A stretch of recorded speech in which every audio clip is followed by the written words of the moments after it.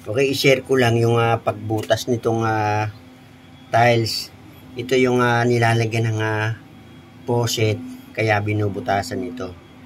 O yan, ito yung pambutas na gamit nga itong barena. Kapag nagbutas nito, lalo doon sa mga baguhan, hindi po pwedeng nakaganon na yan. Dapat itong barena matuli na ilalapat dito matuling kagaya nito. Yan. Para ibig sabihin, pag dumikit siya, kakagat siya. Sa unang pagbutas, kinakailangan nakatagilid. Naka 45 degrees. Hindi pwede kaagad na nakagano. Pagka kumabit na ito, saka unti-unti nga itatayo yan, ipapantay. Kasi nga ito, pinag-aralan ko na rin itong mga ganitong bagay. Kasi nga, may mga paupahan akong bahay.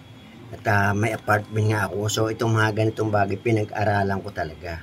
Kagaya nito, nagagawa ako ng CR. Napalitan ko ng tiles, upgrade lang. Kagaya nito, ayan, matulin dapat. O ayan o. Hintayin mo ha.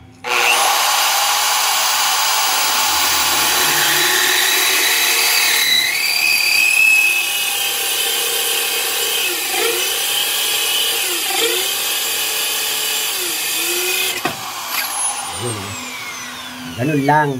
Hindi po pwedeng yung dahan-dahan, kinakailangan pag idinikit na matuli na. O yun, isinare ko lang, dagdag kaalaman, lalo't dun sa baguhan pa lamang. Okay, thank you.